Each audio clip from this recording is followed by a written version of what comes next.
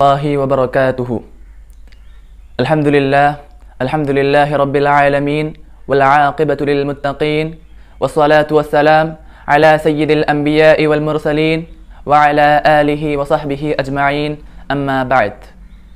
تمام تعریفیں کبریائی بڑائی بزرگی اس رب العزت کے لیے لائق و زیبا ہے جس نے ہم تمام کو یہ مبارک ایام عطا کیے تاکہ ہم ان ایام میں عبادات کر کے اعمال صالحہ کر کے اپنے آپ کو جنت کا حقدار بنائیں، اور درود و سلام ہو پیارے حبیب جناب محمد رسول اللہ صلی اللہ علیہ وسلم پر، جنہیں اللہ تعالیٰ نے رحمت للعالمین بنا کر مبعوث فرمایا۔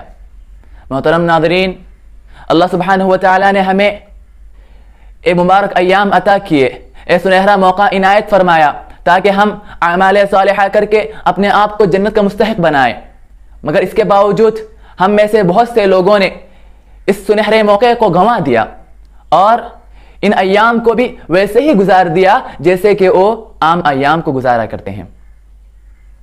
اب تو گنتی کے صرف 2 دن بچے ہیں۔ الحمدللہ آج کا دن یوم عرفہ یعنی عرفہ کا دن ہے، اور عرفہ کے دن کے سلسلے میں رسول اکرم صلی اللہ علیہ وسلم فرماتے ہیں، مسلم کی روایت ہے، ما من یوم اکثر من ان یعتق اللہ فیہ عبدا من النار من یوم عرفہ۔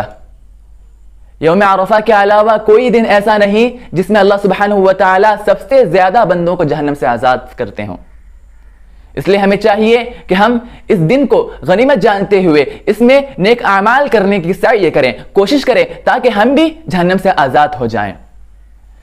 یوم عرفہ کے دن کیے جانے والے اعمال بہت سارے ہیں، جیسے کہ صلاۃ، صدقہ و خیرات، تلاوت کلام پاک وغیرہ، لیکن دو عمل ایسے ہیں جن کی خصوصیت، جن کی فضیلت خصوصیت سے احادیث میں وارد ہوئی ہے، جن میں سے پہلا عمل روزہ ہے۔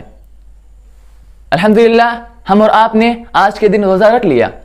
دوسرا عمل یہ ہے کہ رسول اکرم صلی اللہ علیہ وسلم نے فرمایا، ترمذی کی روایت، سب سے بہترین دعا یوم عرفہ کی دعا ہے، خیر ما قلت انا والنبیون من قبلی۔